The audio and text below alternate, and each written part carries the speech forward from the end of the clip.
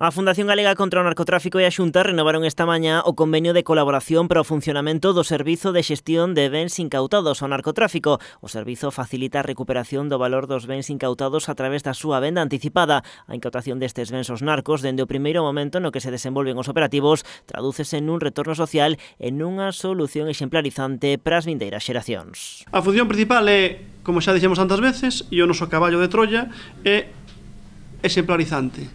Que os rapaces vexan que a un narcotraficante non lle sale gratis delinquir, estar na cárcel un ano ou dous e depois disfrutar dos seus bens. Dende a súa posta en marcha no ano 2016, este servizo recadou coas vendas de bens mobles uns 150.000 euros. Entre as incautacións vendidas atópanse vehículos, embarcacións ou equipos informáticos e de telecomunicacións.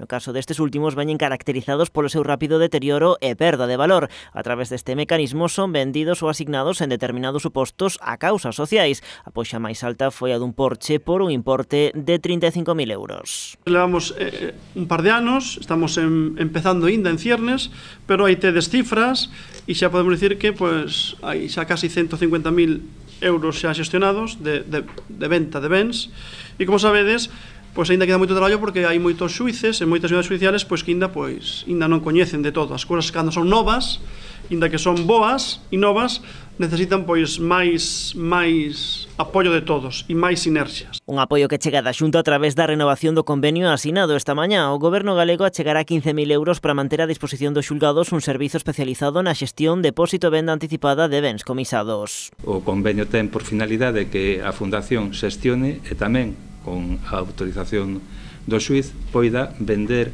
anticipadamente estes bens. Isto permite tanto o Código Penal como a Lei de Axuizamento Criminal. Segundo apuntan dende a Xunta, a posta en marcha deste servizo reforza un dos piares básicos da loita contra o narcotráfico, a intervención dos patrimonios procedentes da venda de drogas, unha cuestión, lembran, considerada de importancia estratéxica a nivel internacional.